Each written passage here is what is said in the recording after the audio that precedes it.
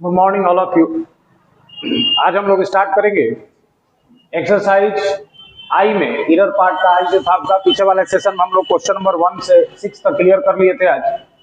तो आज हम लोग शुरू करेंगे आपका क्वेश्चन नंबर 7 से भैया क्वेश्चन नंबर 16 तक। तो चलिए क्वेश्चन के बारे में थोड़ा सा समझ लिया जाए, क्या क्या क्वेश्चन दिया गया, किस किस हिसाब से। पहले वाला जो क्वेश्चन था भैया आपका जी तक अगर एक्सरसाइज देखा जाए तो एफ जी तक हम लोग का जो काम हुआ था उसमें जो क्वेश्चन पे वर्कआउट हमने किया था लगभग आपका इंप्रूवमेंट का जितना भी रूल था वो सब आपका उसमें रिलीज हो रहा था, आपका मिल रहा था हमारे से।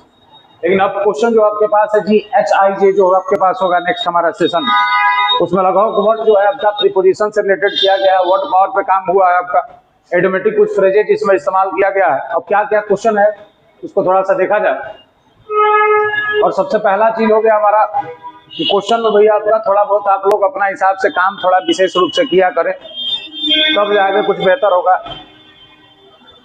अन्यथा फिर वीडियो आपका वीडियो जैसा रह जाएगा।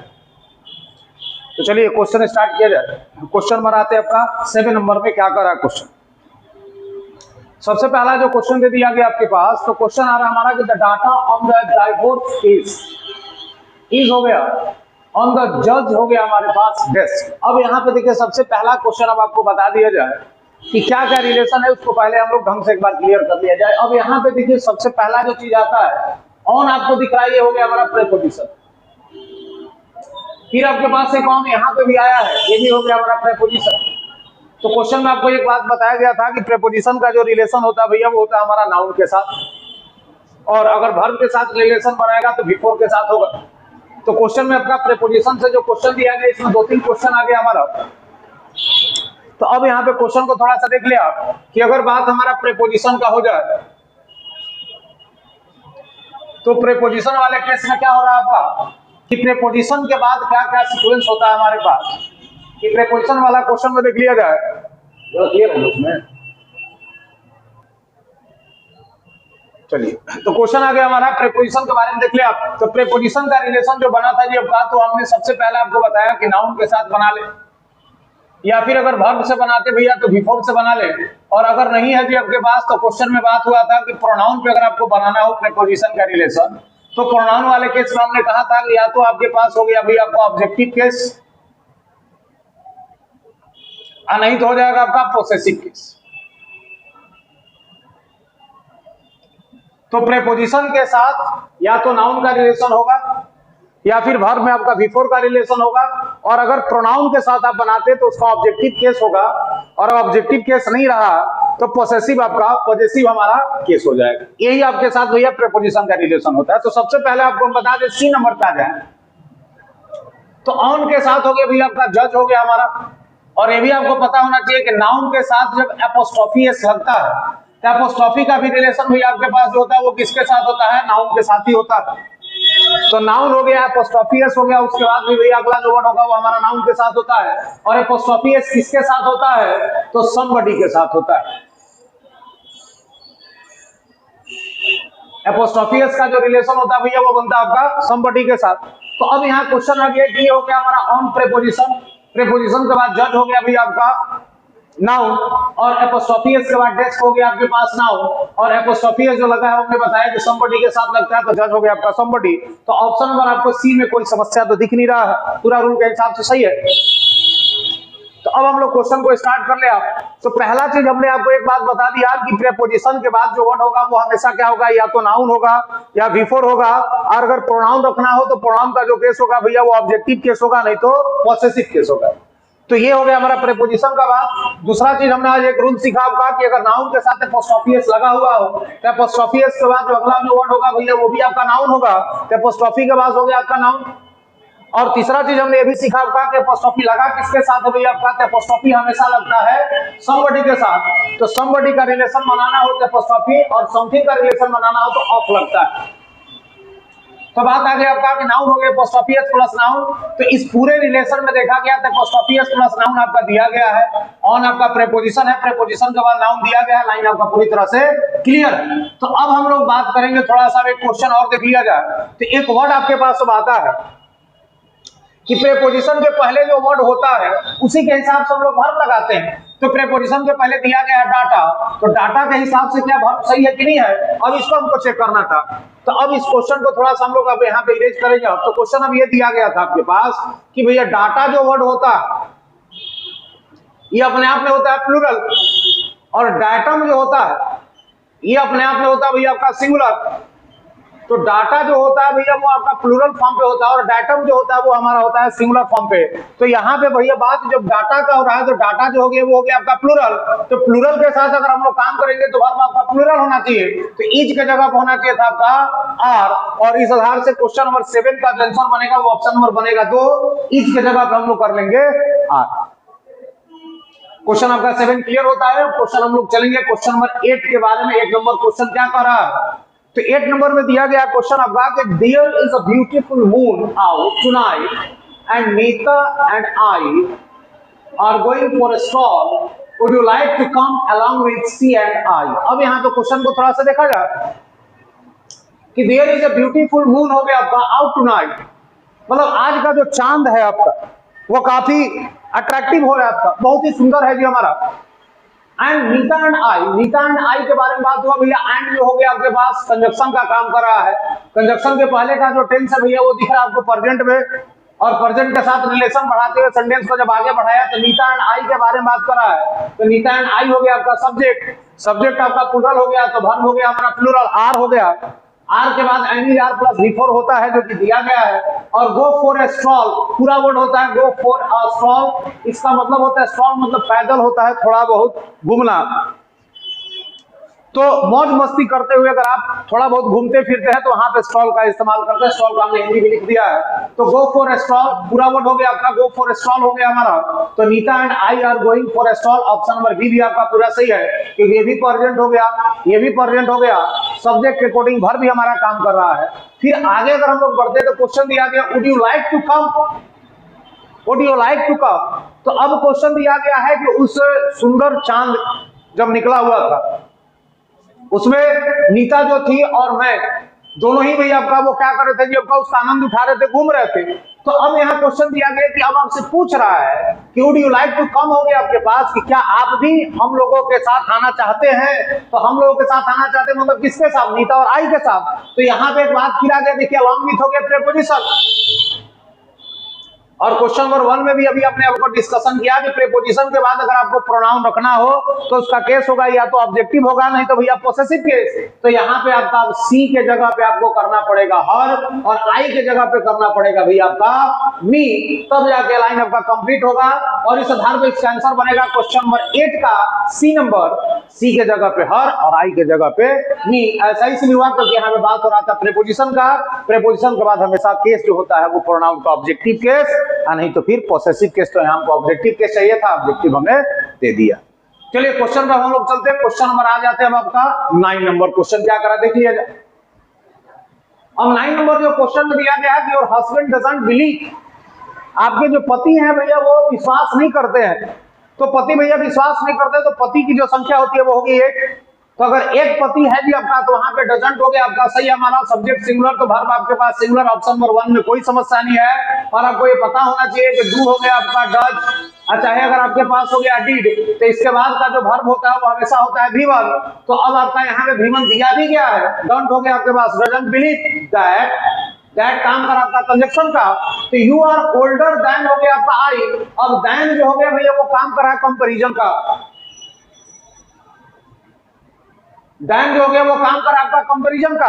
और आपको कितना बार कहा गया कि कंपैरिजन जो होता है भैया वो हमेशा बराबर केस में होता है, सब्जेक्ट का तुलना सब्जेक्ट के साथ, ऑब्जेक्ट का तुलना ऑब्जेक्ट के साथ। तो यहाँ पे जो तुलना हुआ है वो किसके साथ हुआ है आपका यू के साथ। तो यू आपके पास है भैया सब्जेक्ट, तो यहाँ पे जो तुलना हो गया आई के साथ, तो आई भी क्या हो गया आपका सब्जेक्ट, टेंस भी बराबर है, कंपैरिजन जो दिया गया वो भी आपका बराबर है, कंजक्शन भी अपने आप में बराबर है। तो क्वेश्चन में भी आपका कोई समस्या नहीं है, ऑप्शन बनेगा आपका डी नंबर। 9 का आंसर कर ले आप डी नंबर, नो एरर। चलिए अगले क्वेश्चन में हम लोग बात कर लिया जाए। क्वेश्चन नंबर हम लोग चलते हैं आपका 10 की ओर। 10 नंबर में क्या दिया गया, you should be cautious and make a few हो गया discreet inquiry about the film before you sign anything. अब यहाँ पे क्या क्वेश्चन दिया गया आपका देख लिया जाए कि यू शुड बी कॉशियस, आपको भैया सतर्क होना चाहिए। कॉसस दे दिया गया, आपके पास दिख रहा है आपको नाउन। अब जब ये नाउन दे दिया गया तो सिंपल सा बात आपको पढ़ाया गया था कि अगर किसी मॉडल के बारे में आपसे बात किया जाए तो मॉडल का रूल एक बार आप चेक कर ले। तो मॉडल के बारे में हमने आपसे कहा था कि मॉडल का रिलेशन होता है भैया किसके साथ, तो V1 के साथ। मॉडल के बाद अगर बी आता है तो बी का रिलेशन बनता है या तो नाउन, नहीं तो एडजेक्टिव, नहीं तो आपका V4 के साथ, और इस केस में लाइन होता है एक्टिव में। और अगर बी का रिलेशन V3 के साथ बन जाए तो लाइन हो गया भैया आपका पैसिव में। तो शुड के बाद बी दिया गया, मॉडल प्लस बी, बी के बाद नाउन दिया गया। ऑप्शन नंबर 1 आपका एकदम सही है। आपको सजग या सतर्क होना चाहिए। एंड जब आ गया तो एंड का रिलेशन को चेक कर ले। तो एंड का रिलेशन ये कहता है भैया कि दोनों तरफ का पक्ष आपस में बराबर। तो मॉडल जो होता है वो अपने पास V1 लेता है। तो मेक जो दे दिया गया भैया आपके पास V1 दिया गया है। Make a few discreet inquiry, discreet होता है अलग, डिस्क्रीट होता है जो अलग, इंक्वायरीज। तो फ्यू का जो रिलेशन होता है भैया, फ्यू जो होता है वो अपने साथ हमेशा प्लूरल नाउन लेता है। फ्यू का जो रिलेशन होता है वो प्लूरल नाउन के साथ होता है। तो इंक्वायरीज देख ले भैया आपका प्लूरल नाउन दिया गया है। तो नाउन के पहले डिस्क्रीट जो हो गया वो हो गया हमारे पास एडजेक्टिव। मतलब ऑप्शन नंबर भैया आपके पास बी तक में कोई दिक्कत नहीं है हमारा। You should be cautious and make a few discreet inquiries. Few का रिलेशन हमेशा प्लूरल के साथ, इंक्वायरी हो गया आपका प्लूरल, तो फ्यू के साथ प्लूरल सही है। इंक्वायरी के पहले आ गया डिस्क्रीट, डिस्क्रीट हो गया आपका एडजेक्टिव। और ऑप्शन नंबर बी भी आपका सही है। आप क्वेश्चन को आगे बढ़ा ले। The film before you sign हो गया एनीथिंग। अब क्वेश्चन पे हम लोग बात कर ले भैया आपके पास कि अगर एनी के बारे में अगर हम आपसे बता दे तो एनी का दो ही रिलेशन होता है, या तो सेंटेंस आपका निगेटिव होना चाहिए और नहीं तो भैया सेंटेंस जो होता है वो आपका इंटरोगेटिव होना चाहिए। नहीं होता है हाँ जी आपका। तो क्वेश्चन हो गया भैया आपके पास नहीं, जिसमें आपके पास एनी होगा भैया उसमें आप नो नहीं लगा सकते, नॉट लगा सकते। तो क्वेश्चन आ गया आपके पास कि सेंटेंस निगेटिव हो तब आप एनी लगाएं, सेंटेंस अगर इंट्रोगेटिव हो तो आप एनी लगाएं, और अगर निगेटिव इंट्रोगेटिव ना हो और अगर आपके पास सेंटेंस अफर्मेटिव में है तो भैया वहां पे आप सम लगाते हैं। अफर्मेटिव में भैया सम, निगेटिव इंट्रोगेटिव में आप एनी लगाते हैं। तो अब यहाँ पे क्वेश्चन हो गया बिफोर हो गया हमारा कंजक्शन। कंजक्शन क्यों हुआ, क्योंकि हो गया आपका सब्जेक्ट। तो अब इस सेंटेंस में आप देखिए भैया कहीं पर आपको निगेटिव स्टेटमेंट दिया नहीं गया है, तो एनीथिंग के जगह पे आपको लगाना पड़ेगा सम थिंग। और इस तरह से इसका आंसर बनेगा ऑप्शन नंबर सी, सॉरी इसका आंसर बन जाएगा ऑप्शन नंबर आपका हाँ जी सी नंबर हो जाएगा हमारा। और एनीथिंग के जगह पे आप कर ले समथिंग। क्वेश्चन नंबर 10 हमारा होता है क्लियर। अब हम लोग क्वेश्चन चलेंगे आपका 11 की ओर। 11 नंबर क्वेश्चन में क्या कर रहा है उसको थोड़ा सा देख लिया जाए कि दीपा अराइव्ड। यहाँ पे बहुत शानदार क्वेश्चन है जी आपका 10th का क्वेश्चन आ गया हमारा कि दीपा हो गया जी आपका अराइव्ड से आपको पता चलता है अराइव्ड हो गया आपका V2 मतलब past. All the preparation and then has called out one of her intimate friends. Intimate friends के बारे में बात किया जाए। इंटीमेट फ्रेंड मतलब हो गया आपका क्या, क्लोज फ्रेंड, काफी घनिष्ठ मित्र होता है, काफी घनिष्ठ मित्र कहते हैं आपका इंटीमेट फ्रेंड्स हो गया आपका। तो अब यहाँ क्वेश्चन पहले बात आपको बता दे हम कि वन ऑफ के बाद आपको पढ़ाया गया कि नाउन हमेशा प्लूरल होता है और वर्ब आपका सिंगुलर होता है। तो वन ऑफ के बाद देख ले नाउन आपका प्लूरल दिया गया है, वर्ब का आगे कोई बात हुआ नहीं तो वर्ब के बारे में हम सोचेंगे नहीं। तो वन ऑफ के बाद नाउन प्लूरल आपका सही है। तो ऑप्शन नंबर अगर हमको जहां तक लगता है डी में कोई गलती नहीं होना चाहिए। अब क्वेश्चन नंबर थोड़ा सा 11 को फिर से देखा जाए। तो जब हमने देखा कि दीपा अराइव, दीपा जब पहुंची, डिड ऑल द प्रिपरेशन मतलब जितनी भी अपना तैयारी था जो उसको करके भैया जो पहुंची तो टेंस हो गया आपका पास। एंड देन एंड का दोनों पक्ष आपस में करेंगे बराबर। तो जब इधर का टेंस हो गया भैया पास तो इधर का भी टेंस आपका जाएगा पास्ट में। और जब पास्ट में जाएगा तो आप हैज को हटा दे तो कॉल्ड हो जाएगा आपका V2 का काम करेगा। इसका आंसर बनेगा ऑप्शन नंबर आपका सी नंबर। हैज हटा दे कॉल्ड हो जाएगा V2। ऑप्शन नंबर हो गया सी। ऐसा इसलिए हुआ क्योंकि एंड जो होता है मतलब कंजक्शन जो होते हैं वो दोनों पक्ष आपस में बराबर करते हैं। क्लियर आपका। क्वेश्चन नंबर 11 हमारा क्लियर होता है। क्वेश्चन नंबर 12 पे आ जाते हैं। अब क्वेश्चन नंबर 12 देखिए क्या कर रहा है, जो आपका बहुत शानदार सा क्वेश्चन आ गया कि क्वेश्चन 12 जो हो गया भैया आपका बात हो रहा है टू शो द इमेजिनेशन। तो बात जब आपका इमेजिनेशन का हो गया टू शो द इमेजिनेशन, जब बात हम इमेजिनेशन का करते हैं हम लोग तो इमेजिनेशन में बात आता भैया कि जब to show the imagination, imagination की जब हम लोग बात करते हैं तो वहां पे एक स्ट्रक्चर काम करता है सब्जेक्ट के साथ, या तो वर और नहीं तो भैया आपका हैड। तो हाइड कब होता है? जब उसके साथ बिजली लगाना हो। और वर कब होगा? जब उसके साथ रखना हो प्रोनाउन, और नहीं तो अगर प्रोनाउन आप रखते भी आपका तो प्रोनाउन का होगा सब्जेक्टिव केस। ये बात आ गई इमेजिनेशन में कि अगर बात हो गई इमेजिनेशन का तो यहाँ तो या तो वर नहीं तो हैड प्लस बी3। अगर वर होगा तो अगला स्टेटमेंट या तो नाउन का होगा नहीं तो प्रोनाउन का सब्जेक्टिव केस, और अगर आपको वर्ब रखना होगा तो हैड प्लस बी3। तो क्वेश्चन को सीधे उठा ले आप। आई विश, मेरी इच्छा है, मतलब वो कल्पना कर रहा है जी का। तो कल्पना क्या कर रहा है? I wish he saw you when you were हो गई नेपाल, मतलब जब आप नेपाल में थे तो काश मैं आपको देख पाता। तो अब यहाँ बात हो गई भैया कि उसकी ये इच्छा थी कि जब आप नेपाल में थे तो काश हम आपको देख पाते। यहाँ पे बात हो रहा है उसके इमेजिनेशन का, और जब बात इमेजिनेशन का हो जाए तो एक ही रूल आता है याद हमको, या तो वर नहीं तो had plus B3.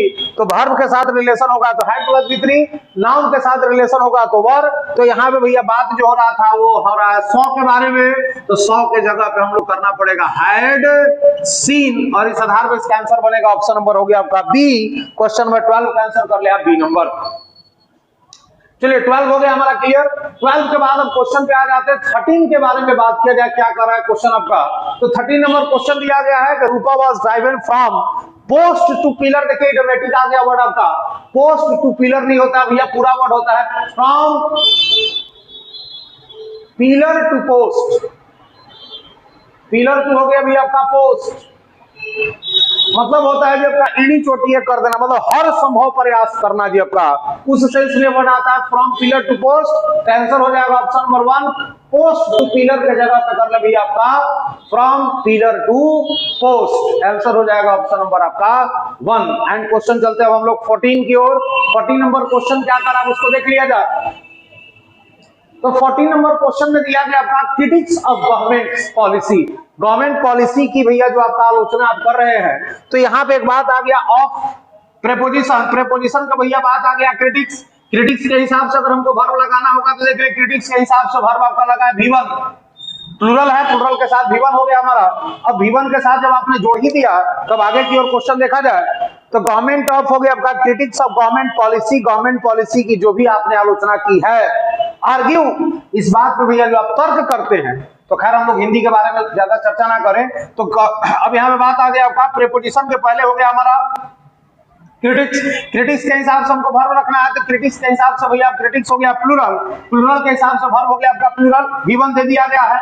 That the new measures, measures हो गया आपका इंट्रोड्यूस्ड, तो दैट हो गया भैया आपका कंजक्शन। कंजक्शन के बाद हो गया आपका द न्यू हो गया हमारे पास मेजर्स सब्जेक्ट। इसके बाद अगर आ जाए तो introduce to fight crime. Are जो वर्ड आया है अब समस्या ये दिया गया भैया आपका are simply papering on the cracks. Are किसके लिए आया है जी आपका? तो द न्यू हो गया measuring introduced to fight crime. Are दिया गया आपके पास भी आपका कि जो हमारे क्राइम हुए हैं उनके बारे में जो मुद्दा उठाया गया है। आर सिंपली हो गया आपका पेपरिंग ऑन द क्रैक्स। तो आर जो वर्ड आया किसके लिए आया है आपका? तो गवर्नमेंट की क्रिटिक्स के बारे में बात हो रहा था। क्रिटिक्स हो गया आपका प्लूरल, जिसके चलते आर लगा हुआ है। सिंपली हो गया पेपरिंग ऑन द क्रैक। देखिए वर्ड हमने दिया है, पूरा वर्ड होता है जो आपका पेपर हो गया आपका ओवर द क्रैक। पूरा वर्ड होता है भैया पेपर ओवर द क्रैक, बराबर होता है टू कंसील हो गया हमारा अ प्रॉब्लम। अगर आप अपनी समस्या को छिपाते हैं, इडियम है आपका, अगर आप अपनी समस्या को छिपाते हैं तो वहां पे एक वर्ड आता है पेपर ओवर द क्रैक। तो पेपरिंग हो गया जो आपका ऑन के जगह पे आपको लेना पड़ेगा ओवर द क्रैक, और ऑप्शन इसका बनेगा ऑप्शन नंबर हो जाएगा सी नंबर। क्वेश्चन नंबर 14 का आंसर कर लेंगे हम ऑप्शन नंबर सी। और ये इडियम हमारे पास है पेपर ओवर द क्रैक, मतलब कंसील हो गया हमारा प्रॉब्लम, अपनी समस्या को छिपाना। तो इस आधार पे क्वेश्चन में जो वर्ड दिया गया था भैया वो समस्या था हमारा किससे? इडियम से। तो क्वेश्चन आ गया हमारा ऑप्शन नंबर हो गया सी। 14 का ऑप्शन नंबर सी कर ले। क्वेश्चन नंबर 15 में आ जाए तो 15 में बहुत शानदार और बहुत आसान सा क्वेश्चन है हमारा। आई कुड नॉट रिमेंबर, तो मॉडल के साथ पहले बात हो गया हमारा, मॉडल के साथ हो गया V1 सही हमारा। आई कुड नॉट रिमेंबर हो गया जो आपका स्टोरी, स्टोरी जो वर्ड हो गया आपका वो हो गया हमारा सिंगुलर काउंटेबल। और आर्टिकल ये कहता है कि अगर सिंगुलर काउंटेबल कहीं पर हो तो अगर वो डेफिनिट नहीं है तो भैया कम से कम उसके साथ ए और एन तो जरूरी होगा। अगर डेफिनेट होता तो लगता, लेकिन सिंगुलर काउंटेबल भैया बिना ए और एन का रह ही नहीं सकता है। अगर ए और एन नहीं आता तो एरर हो जाएगा, और वही एरर किया गया है। आई कुड नॉट रिमेंबर स्टोरी, मतलब मैं स्टोरी याद नहीं कर पाया। अब कौन स्टोरी भैया, इसके बारे में आपको कुछ डिटेल दिया नहीं गया है, इसलिए यहाँ पे लेना पड़ेगा अ स्टोरी, और ऑप्शन नंबर हो जाएगा 15 का B number. I could not remember story to tell the children, so I made one up as I went alone. Option number हो जाएगा आपका बी नंबर। क्वेश्चन चलते हैं क्लास 16 की ओर। अगर देख लिया जाए तो 16 में क्वेश्चन क्या कर रहा है, इसको थोड़ा सा देखा जाए। You must makeup the time. Makeup का मतलब बैलेंस, भरपाई करना। मेकअप बराबर हो गया भैया भरपाई करना। मेकअप के लिए एक वर्ड आपने पढ़ा होगा, कैच अप विद। ये भी बहुत बार क्वेश्चन पूछा जा चुका आपका एग्जाम में। कैच अप विद हो गया जो आपका भरपाई करना, उस चीज का बराबरी करना। तो यू मस्ट हो गया, मस्ट हो गया मॉडल, मॉडल के साथ गिवन दिया गया है। ऑप्शन 1 आपका पूरा क्लियर। आपको भी अपने समय का भरपाई करना है, करना चाहिए। यू वेस्टेड हो गया दिस आफ्टरनून, मतलब आज दोपहर में जो आपने समय बर्बाद किया है, उस समय को आपको भरपाई करना चाहिए। बाई वर्किंग हो गया जब का ये काम करते हुए, तो बाई हो गया भैया प्रेपोजिशन के बाद बिफोर दिया गया है। ऑप्शन बी भी पूरा सुरक्षित हो गया। लेट जब वर्ड आ गया तो लेट नाइट भैया जो वर्ड हो गया, लेट नाइट का मतलब हो गया देर रात तक, और ओवर नाइट का मतलब भी हो गया देर रात तक। तो मतलब बात एक क्वेश्चन क्लियर है आपका, लेट प्लस ओवर एक साथ होगा तो नहीं होगा, क्योंकि दोनों का सेंस भैया सेम होता है। तो लेट ओवर टू नाइट के जगह पे भैया आपके पास लेट ओवर नाइट कर दे। ओवर सॉरी लेट और ओवर एक साथ ना लगाए, तो ऑप्शन नंबर हो जाएगा आपका सी नंबर। इस तरह से क्वेश्चन हमारा 16 क्लियर होता है। Thank you.